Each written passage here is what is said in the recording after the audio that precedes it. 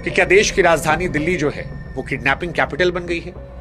राजधानी के बीचों बीच कोई काली दुनिया चल रही है? आज तो दिल्ली में बहुत कुछ हो रहा है, क्योंकि जो कुछ दिल्ली में हो रहा है वो बहुत सारे जंगली कहानी नहीं है, किसी गांव की कहानी नहीं है, वो भारत की राजधानी कहानी है।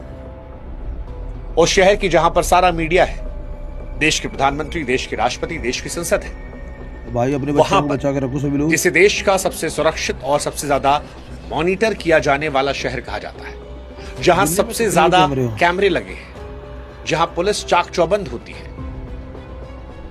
दिल्ली की चमकदार सड़कों, मेट्रो स्टेशनों और हाईटेक कॉलोनियों के पीछे ऐसा लगता है कि एक पैरेलल अंधेरी दुनिया चल रही है, जिसे सरकारी फाइलों में सिर्फ एक ठंडे शब्द में दर्ज किया जाता है, मिसिंग।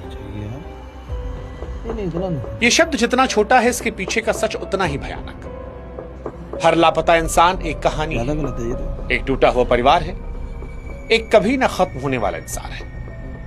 हम अक्सर न्यूज में सुनते हैं कि फला जगह मर्डर हो गया, डकैती हो गई। 14 लड़कियां लगभग। मर्डर में कम से कम एक लाश दिखती है, एक अंत दिखता है, हाँ, ये लेकिन लापता होना ये एक अंतहीन मौत है। भगवान, परिवार हर दिन दूसरा भला हर रात दरवाजा खुला रखता है कि शायद वो लौट आए। दिल्ली जैसे हाईटेक शहर में जहां चप्पे चप्पे पर कैमरे होने का दावा है, वहां 15 दिन में 807 लोगों का गायब हो जाना किसी डरावनी फिल्म नहीं से होना कम चाहिए।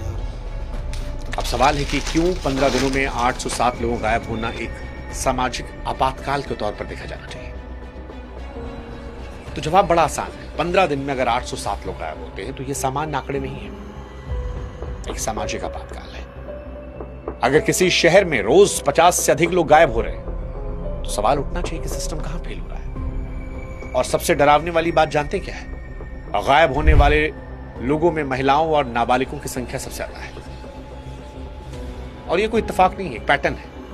अपराधी जानते हैं कि समाज में कौन कमजोर है, किसका पीछा करना आसान है, किसे गायब करके बेचना